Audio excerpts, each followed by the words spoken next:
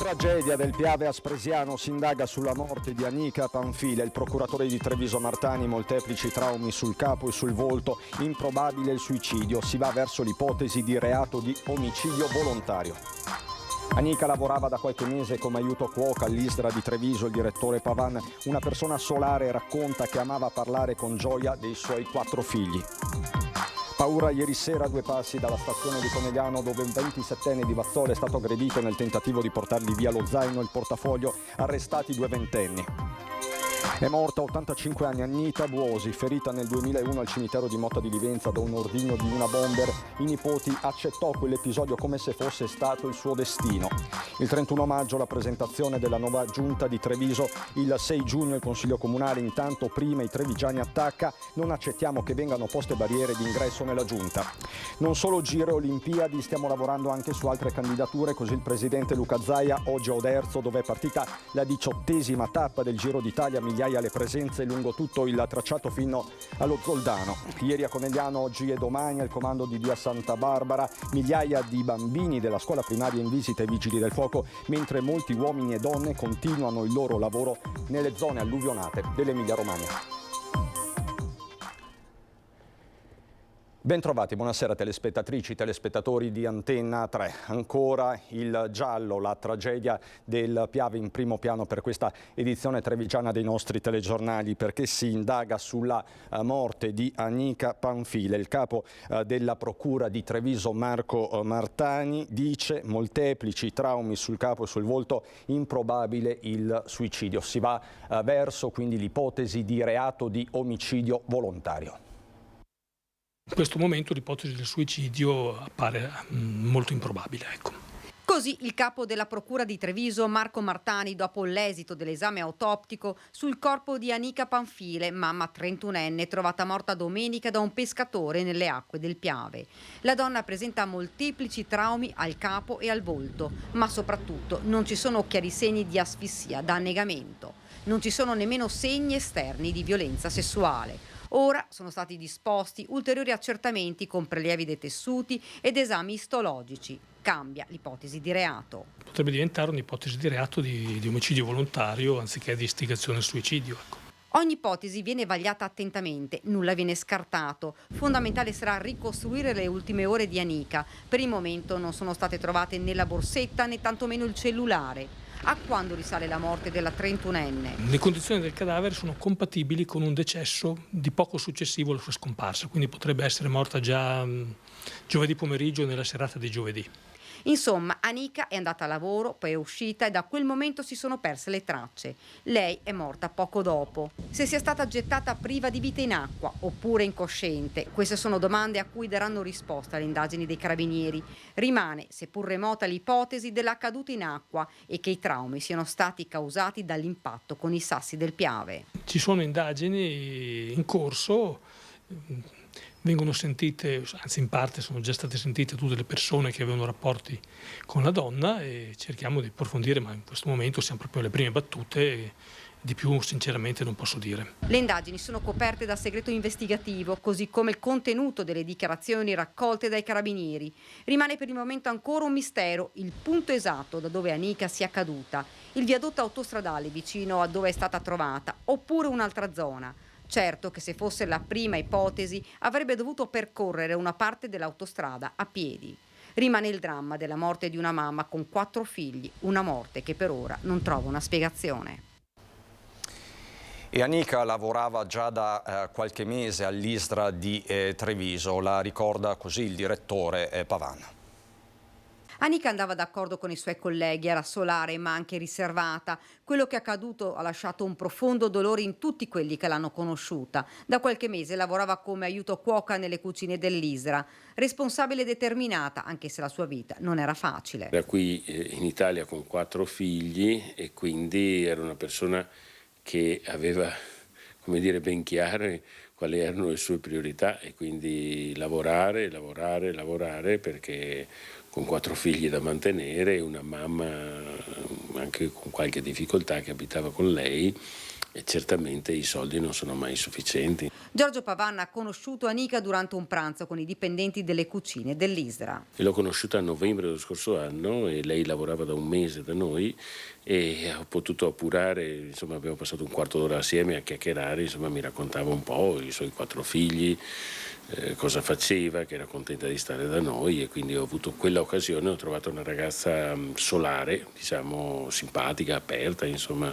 non timida, ecco. Il pensiero va ai figli di Anika, ancora piccoli, rimasti senza mamma. Lei parlava sempre di loro, sacrifici tanti, ma anche tanta gioia. Si capiva tranquillamente come mamma che sono tanti, ma l'approccio era proprio, come dire, molto molto gioioso, ecco. Parlava dei figli con gioia, con felicità. Ora bisogna pensare a loro, spiega Pavan. Noi abbiamo già promosso una piccola raccolta. Credo che le istituzioni debbano, in casi specifici come questa, dove alle spalle c'è ben poco, debbano mettersi una mano sulla coscienza e l'altra sul portafoglio e cercare di dare una mano, come dobbiamo fare tutti. Intanto la famiglia di Anika si è chiusa nel dolore e nel silenzio, poche parole, tutte verso quei bimbi che Anika stava crescendo. Quello che soffriamo noi con i bambini in casa, voi non lo passate? Ha solo una madre, 4 bambini, che l'ha cresciuto da sola da 5 anni. Punto. Da 3 anni e mezzo l'ha cresciuto in semi con compagno che ha fatto denunce. Punto. È stato aggredito e buttato a terra nel tentativo di derubarlo. Vittima un 27enne di Vazzola preso di mira ieri sera in centro a Conegliano poco dopo essere sceso dal treno. Arrivato al parcheggio di Via Pittoni per recuperare l'auto, la violenza. Il giovane è stato accerchiato e buttato a terra. Gli aggressori hanno tentato di rubargli lo zaino e strappargli il portafoglio. Il 27enne è finito così al pronto soccorso. Immediate le indagini degli agenti del commissariato che, giunti sul luogo dell'aggressione, hanno raccolto la descrizione fornita dalla vittima. Poi, attraverso il sistema di videosorveglianza, sono riusciti a risalire ai 2 malviventi, un 23enne e un 28enne, entrambi di origini marocchine, individuati poco distante, arrestati per tentata rapina in concorso. Uno dei due ha anche lanciato una sedia contro un poliziotto, procurandogli una ferita. Dovrà quindi rispondere pure di violenza e resistenza a pubblico ufficiale. Così dunque ieri sera a Conegliano, e poi avete visto le immagini e l'arresto di questi 2 soggetti di 23 e 28 anni di origine marocchina. Ed è morta a 85 anni Annita Buosi, una delle vittime di una bomber, il ricordo di una delle nipoti. Lei ha accettato questo fatto come se fosse una parte del destino della sua vita. Annita Buosi affrontò in questo modo quanto le accadde il 2 novembre 2001 nel cimitero di Motta di Livenza, mentre si stava prendendo cura delle tombe di alcuni frati del santuario, quando le esplose in mano un cero con all'interno chiodi e bulloni, ferendola gravemente. Divenne così una delle vittime di una bomber. Queste le sue parole pronunciate allora ai nostri microfoni dal letto dell'ospedale. Ti prego. Mettiti una mano sulla coscienza, vedi di non farlo più, perché so che altre persone hanno sofferto.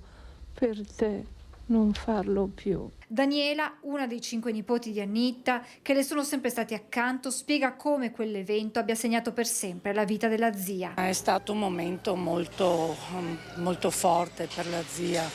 Le ha stravolto la vita perché insomma le menomazioni che ha dovuto affrontare, la perdita di un occhio, le dita, le falangi, non era più in grado di essere autonoma come prima, perché la sua manualità è stata compromessa e anche la vista. Annita Buosi non aveva più voluto parlare di una bomber, archiviandolo nel suo passato. Lei ha accettato e ha sempre guardato il positivo di questo, perché ha detto ormai quello che mi è capitato non posso più tornare come prima, e in questo è stata brava, perché ha accettato la situazione nuova con coraggio e l'ha affrontata con forza.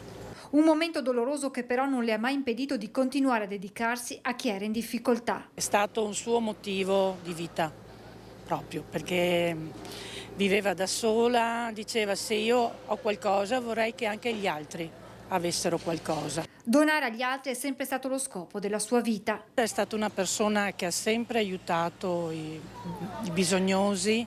Lei faceva volontariato, se aveva qualcosa per lei ne dava metà a un altro. Negli ultimi mesi le condizioni di salute di Annita Buosi erano peggiorate, rendendo necessario il ricovero in una struttura dove mercoledì è mancata. L'ultimo saluto domani alle 17:30 nel Duomo di San Nicolò a Motta di Livenza.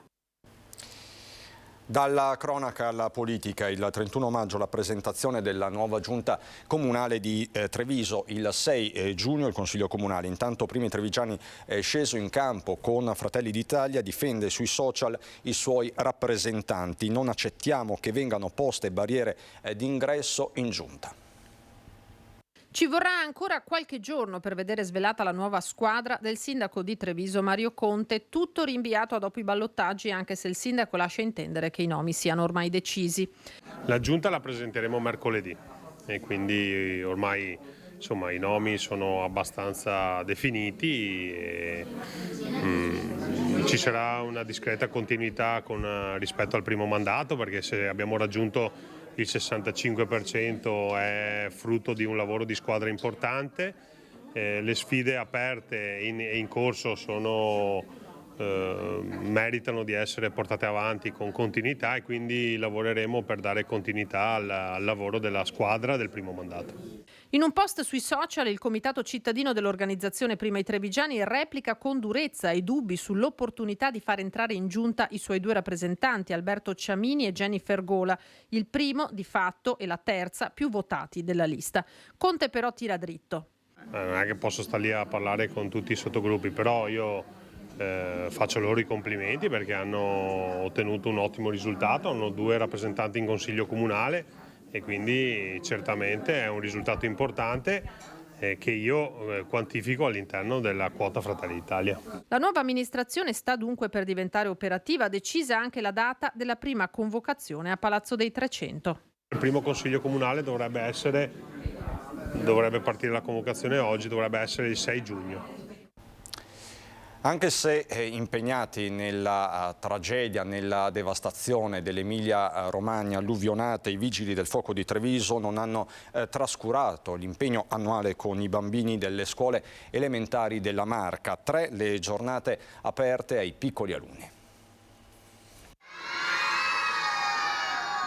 Porte aperte al comando dei Vigili del Fuoco di Treviso. Più di 1000 i bambini dai 4 agli 8 anni provenienti dalle scuole della Marca. Abbiamo fatto vedere come si interviene su un incidente stradale. Stiamo parlando di ragazzini delle scuole materne, no? Quindi è difficile far capire concetti dell'autoprotezione a questi ragazzini. Però il messaggio che vogliamo far passare è proprio questo, dell'autoprotezione, del lavorare in sinergia e in cooperazione con tutti gli enti. Dimostrazioni pratiche di interventi in situazioni di pericolo e simulazioni di incidenti stradali per mostrare ai piccoli il lavoro quotidiano dei vigili del fuoco e degli altri corpi di soccorso nelle situazioni di emergenza. Oggi qui abbiamo visto le forze dell'ordine, la polizia locale, il 118, la protezione civile, cioè vogliamo far capire ai ragazzi di questa importanza dell'operare in sinergia. Educare alla prevenzione e alla sicurezza fin da bambini. Un impegno importante quello dei Vigili del Fuoco che viene mantenuto ogni anno. Non fa eccezione questo 2023 in cui gli uomini e donne del comando di Via Santa Barbara stanno operando in Romagna per aiutare la popolazione colpita dall'alluvione. Noi siamo Corpo Nazionale dei Vigili del Fuoco. Questo che cosa significa? Significa che nel momento in cui c'è un'emergenza interviene il personale da tutta Italia. Noi come Comando di Treviso abbiamo dato il nostro apporto, siamo andati lì fino adesso con circa 25-30 unità come Comando di Treviso, oltre ovviamente a tutti gli altri comandi della Regione Veneto. Una situazione che ancora non è tornata sotto controllo. La situazione è molto complessa soprattutto a Ravenna. Stiamo parlando di parecchia acqua, quindi stiamo parlando adesso di fango, quindi è molto difficoltoso intervenire in queste situazioni. Noi siamo intervenuti come Vigili del Fuoco dai moduli ad alto pompaggio e adesso bisogna operare per svuotare tutti gli scantinati invasi dall'acqua. Così i vigili del fuoco, ma ci sono altre iniziative rivolte ai più piccoli, come questa sull'educazione stradale a Spresiano.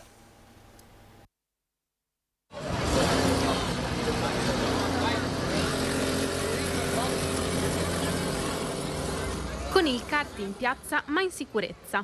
L'iniziativa di ACI in collaborazione con la provincia di Treviso, Comune e Polizia Locale di Spresiano per insegnare ai più piccoli i segnali stradali e l'importanza del rispetto delle regole. Un modo per educare fin da bambini alla sicurezza.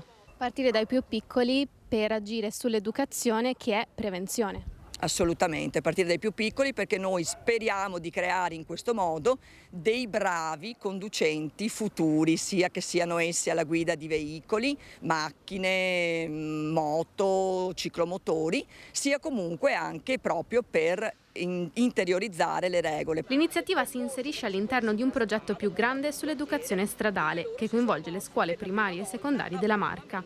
Questa volta dai banchi si è passati alla strada. Per i bambini, infatti, è stato pensato un percorso per i kart adatto a loro. Dopo aver spiegato questa cosa in classe si è pensato di fare una cosa pratica, quindi abbiamo creato un percorso sopra la piazza, proprio come se fosse una strada vera e propria, con la segnaletica, e loro hanno messo in pratica, alla guida di questi mini kart, che comunque sono sicuri perché sviluppano una velocità tra i 9 e i 10 km, non di più, hanno fatto questo percorso mettendo in pratica anche i segnali, quindi il segnale della curva, il segnale dello stop, il segnale della velocità, tutto quanto sotto il diretto controllo di personale dell'ACI. Tavolo Sicurezza Stradale è il nome del progetto, che si impegna negli ambiti della salute, del sociale, dell'educazione e della viabilità. Un piano provinciale che si concentra sull'educazione e sulla prevenzione per la sicurezza stradale.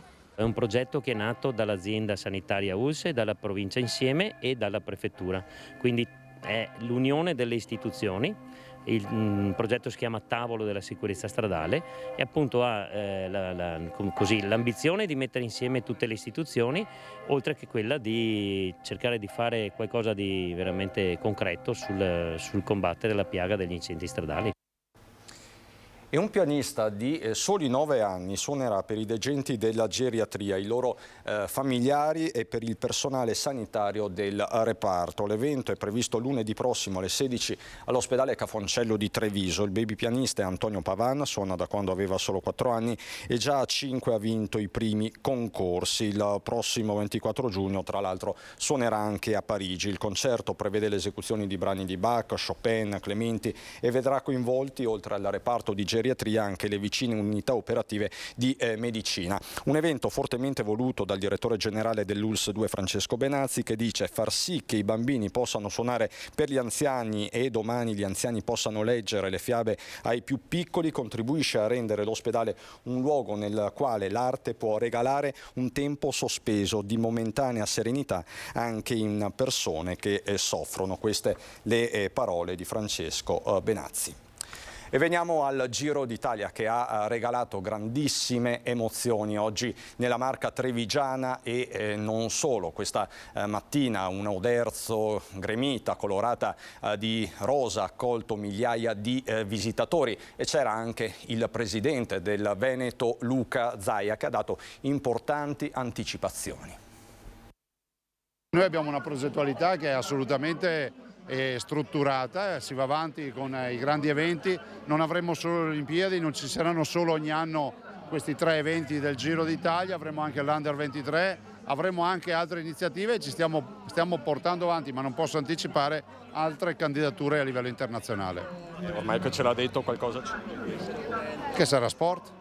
La carta dei grandi eventi continua a essere quella vincente per il Veneto, prima regione turistica d'Italia. Per questo Luca Zaia vuole giocarsela fino in fondo. Dopo la tappa 17 con arrivo a Caorle, la numero 18 parte da un Oderzo vestita di rosa, oltre 15.000 le presenze, destinazione Val di Zoldo, il primo tappone dolomitico, aspettando la Longarone, 3 cime di Lavaredo. Luogo nel quale non si arrivava più da 10 anni, l'ultima vittoria l'ha fatta Vincenzo Nibali, che è un po' il testimonial, no? Delle 3 cime, e penso che sia ancora un'occasione per valorizzare il Veneto, per valorizzare le bellezze del Veneto, passando per quel gran lungomare da Jesolo fino a Caorle ieri con l'arrivo a Caorle, ma poi valorizzare la campagna veneta, l'entroterra veneto, per finire poi nell'area delle Dolomiti, che è un'area che ci sta molto a cuore. Per il resto le emozioni sono quelle di sempre, e questo lungo tutti i 161 km del tracciato, dove si alternano tifo e pronostici.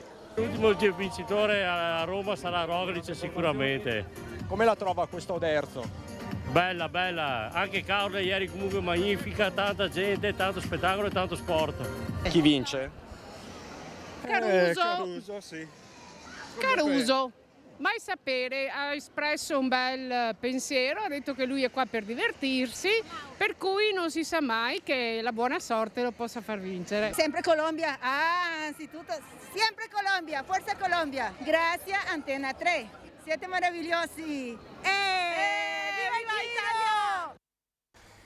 Intanto oggi ha vinto questa 18ª tappa Filippo Zana, il campione vicentino, ha vinto quindi in Val di Zoldo giudicandosi questa prima tappa dolomitica in attesa di quella di domani, la Longarone Tre Cime di Lavaredo. Ma ritorniamo all'entusiasmo della piazza di Oderzo, soddisfatti anche gli operatori. Bella, è la mia città, è molto bella. Siamo stati bravi, dai, abbiamo cercato di... sono stati bravi. Bellissimo, organizzata benissimo, bellissima gente e atleti super. E viva noi e viva Oderzo. Ci siamo conosciute qua, che siamo anche copaesane, sono prontissima. Più che un colore, uno stato d'animo, individuale e collettivo, rosa come non mai, Oderzo ha abbracciato la carovana del Giro d'Italia, migliaia le presenze in città per lo start alle 12:30. Parte la 18ª tappa del Giro d'Italia.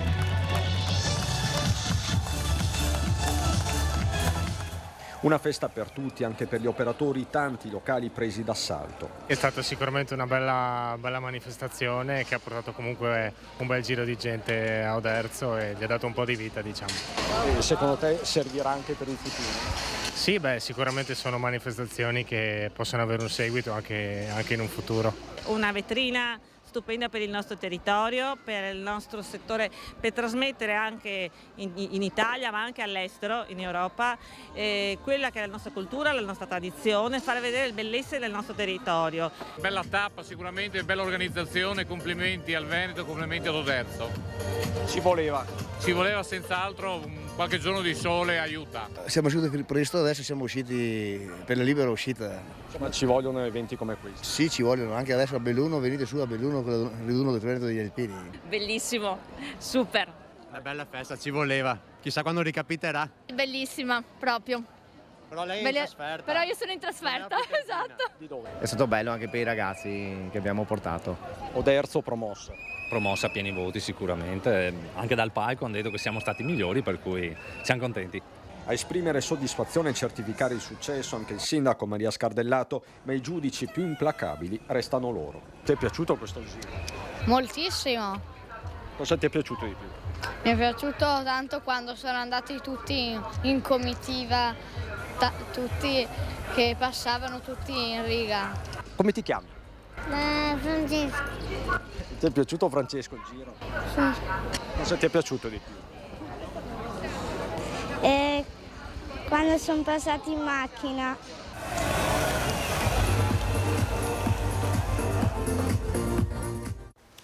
E noi adesso andiamo in pubblicità fra poco.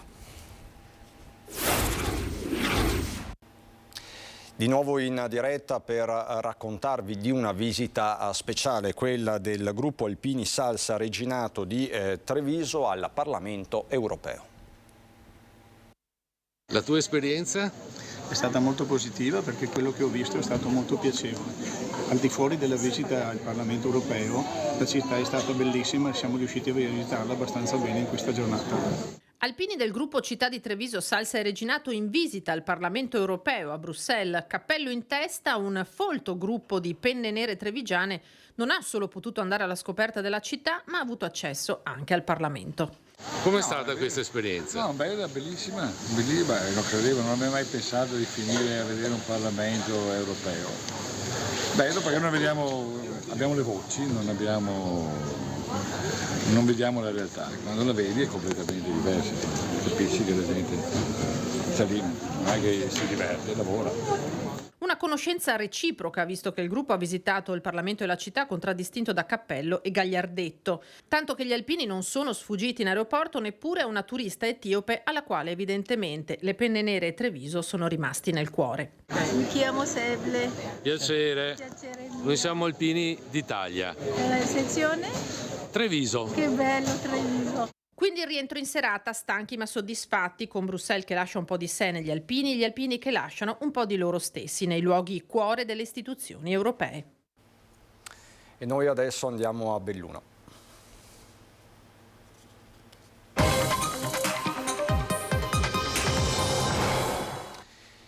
In primo piano un provvedimento molto atteso della Giunta regionale, una delibera in merito ai criteri per la quantificazione della componente fissa e variabile del canone dovuto dalle grandi derivazioni idroelettriche per l'anno 2023, una partita che per il bellunese può valere fino a 20 milioni di euro. Come è noto, nel 2029 scadranno le concessioni idroelettriche, le grandi concessioni idroelettriche che sono la vera partita.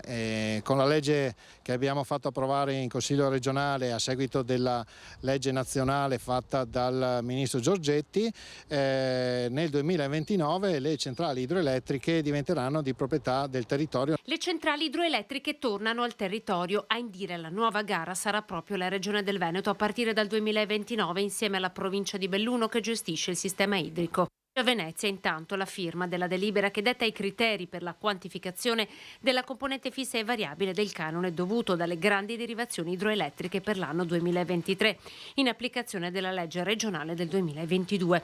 Nel bellunese sono presenti 2/3 delle centrali idroelettriche di tutto il Veneto. La delibera conferma che il 100% dei canoni incassati nel territorio rimarrà alla provincia.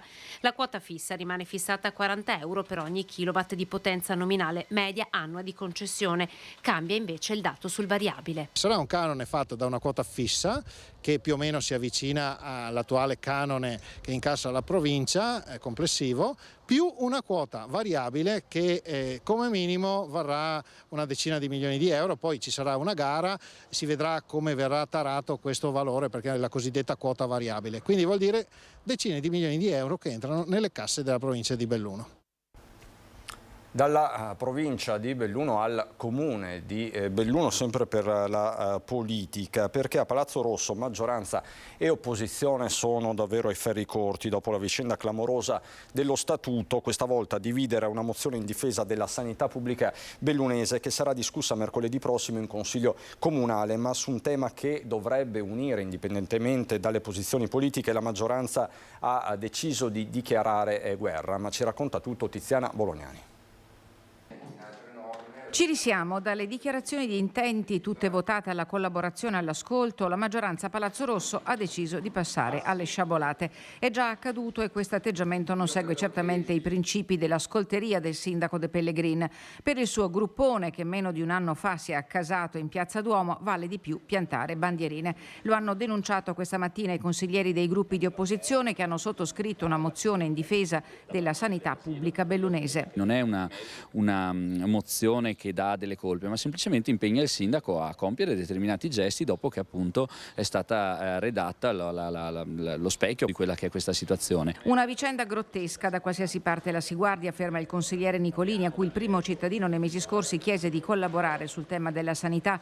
Il risultato? Settimane di lavoro svolto anche con l'apporto di tecnici gettato alle ortiche. Alla chetichella i capigruppo di maggioranza, preso visione della mozione, ne hanno fatto sintesi e hanno deciso di presentare un ordine del giorno sul tema della sanità che, contrariamente alla mozione, non impegna nessuno ma che già dà la misura di quanto accadrà mercoledì prossimo in Consiglio Comunale. Noi abbiamo lavorato in maniera importante sulla produzione di questo documento, sul quale hanno messo le mani diversi soggetti che hanno competenze per farlo. L'abbiamo proposto alla maggioranza ed è stato rifiutato per motivi politici. Una sanità a precipizio, come l'opposizione titola la sua mozione, è un problema che non riguarda solo il capoluogo ma tutta la provincia. Sfuma perciò l'impegno di dare un mandato unitario al sindaco e mercoledì in Consiglio Comunale si annunciano scintille e sorprese. Mi sarei aspettata che il sindaco, come presidente della conferenza dei sindaci, si fosse sentito di chiedere alla regione,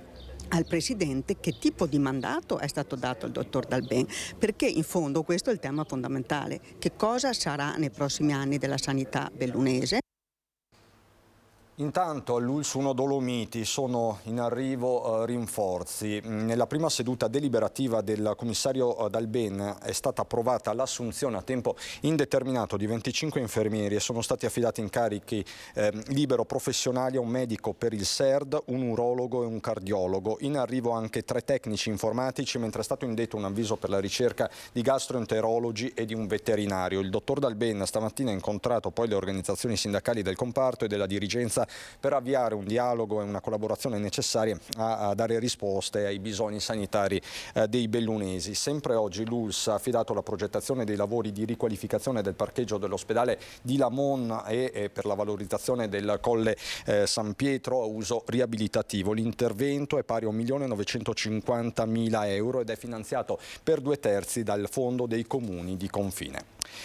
Dalla bicicletta tradizionale a quella assistita, grandi campioni, campionissimi oggi in Piazza dei Martiri per il Giro E che affianca la tradizionale corsa in rosa.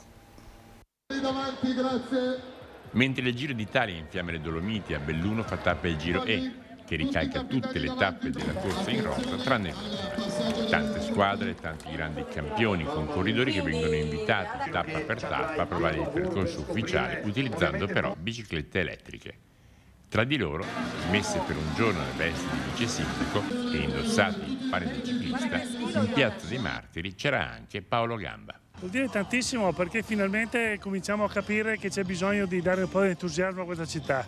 Questo è entusiasmo vero perché è pulito, oltre che essere green è pulito anche perché le persone che ci partecipano sono pulite, persone a posto, e perciò credo che Belluno debba solo essere grata a loro e al Giro d'Italia di questa manifestazione. Come dicevamo, tanti capitani, ma sicuramente l'aver vinto un Giro d'Italia, come fece Damiano Cunego nel 2004, rende la sua presenza del tutto particolare. È vero, sono già passati 19 anni, sembra ieri, e a distanza di anni c'è questa bellissima manifestazione chiamata Giro E.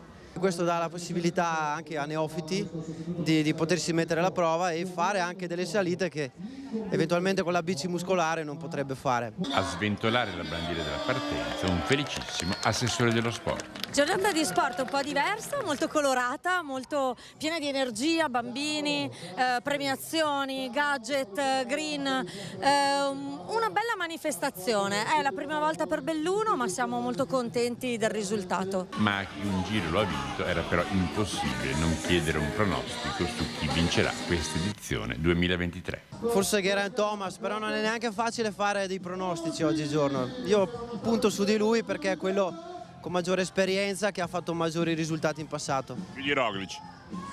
È un azzardo dire, non so, io punto più su Geraint Thomas, sì. Ed è stata una giornata diversa dal solito anche in ospedale a Belluno.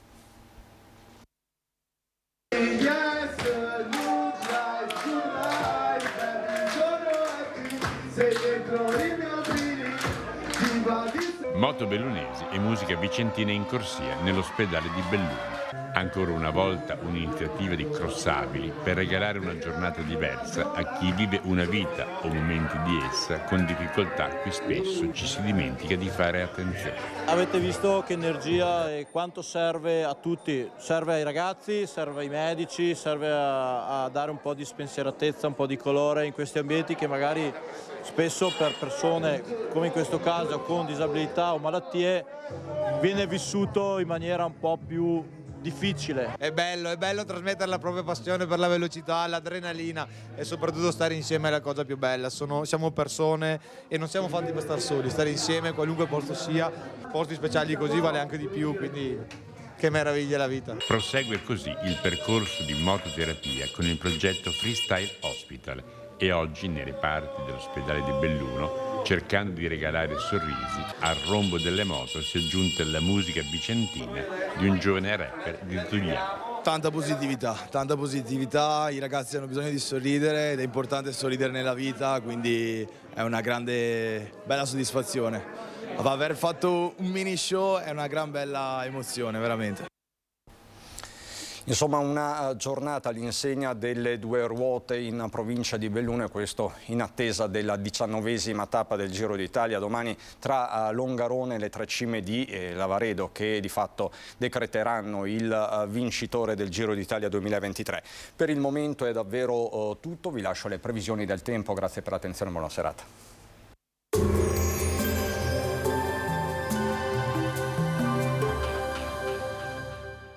Entra nel mondo Lolato. Da oltre 40 anni un team di professionisti per migliorare la qualità della tua vita. Centro del piede con servizi di podologia. Laboratorio per la produzione di plantari e calzature su misura. Bentrovati al meteo. Si rinforza l'alta pressione sul nostro territorio, bel tempo per gran parte del giorno. Il dettaglio di venerdì 26 maggio. Sul Veneto sarà soleggiato con cielo sereno o poco nuvoloso. Nella seconda metà di giornata, a partire dai monti, nuvolosità in aumento fino a cielo anche coperto, con occasionali precipitazioni, possibili poi fin verso le zone pedemontane, per il resto assenti. Temperature con andamento irregolare, minime tra 13 e 18 gradi, massime invece tra i 24 e i 28 gradi all'incirca. Ci spostiamo ora sul Friuli Venezia Giulia. Al mattino cielo poco nuvoloso, nel pomeriggio sulla zona montana possibili rovesci che potrebbero poi interessare localmente anche la pianura. Temperature minime tra 13 e 17 gradi, massime sui 25 e 28 gradi. Infine diamo uno sguardo al Trentino Alto Adige, dove sarà soleggiato al mattino, instabile al pomeriggio con temporali a carattere sparso. Temperature minime intorno ai 14-15 gradi, massime sui 28 all'incirca. Dal meteo di Antenna 3 per ora è tutto, grazie per l'attenzione, arrivederci.